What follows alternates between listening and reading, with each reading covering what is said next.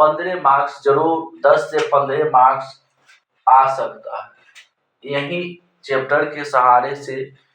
यानी सबसे पहले हम लोग को पाठ का नाम लिखना है। क्या लिखना है? रासायनिक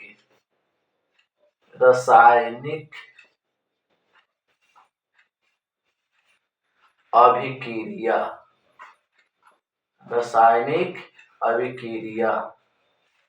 और क्या लिखना है?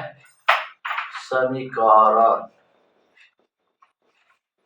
क्या नाम हुआ? चैप्टर। लेसन कितना? 1। इसी को इंग्लिश में कहा जाता है, क्या कहा जाता है?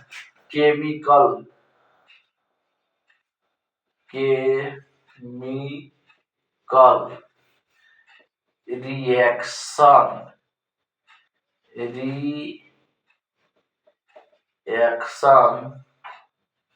रिएक्शन एंड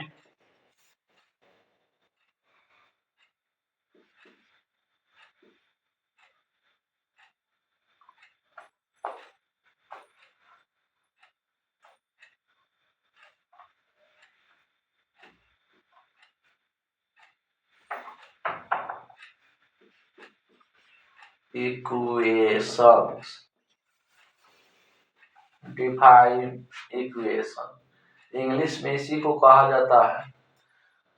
वो वही क्वेश्चन अगर इंग्लिश में दे देगा यूपी बोर्ड वाले के कि what is chemical reaction and equation, यानी रासायनिक समीकरण अभिक्रिया होता क्या है, तो इंग्लिश में वही लिखना होगा कि केमिकल रिएक्शन बाय वॉल्निंग and to reproduction given by to new equation give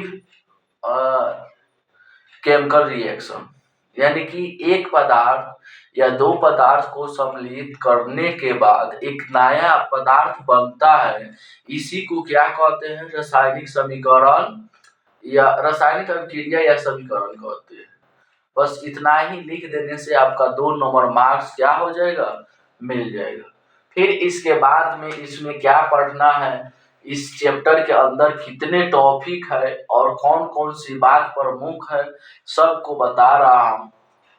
सबसे पहले रासायनिक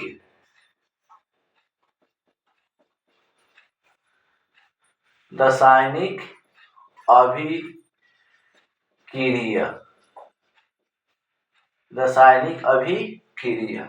फिर इसके बाद आप लोग को पढ़ना होगा संयोजन।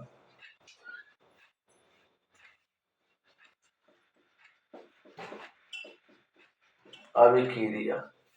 फिर इसके बाद पढ़ना होगा वियोजन।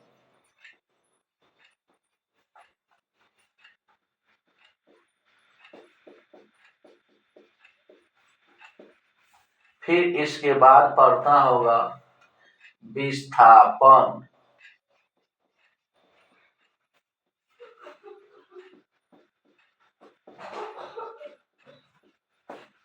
फिर इसके बाद पढ़ना होगा द्विविस्थापन।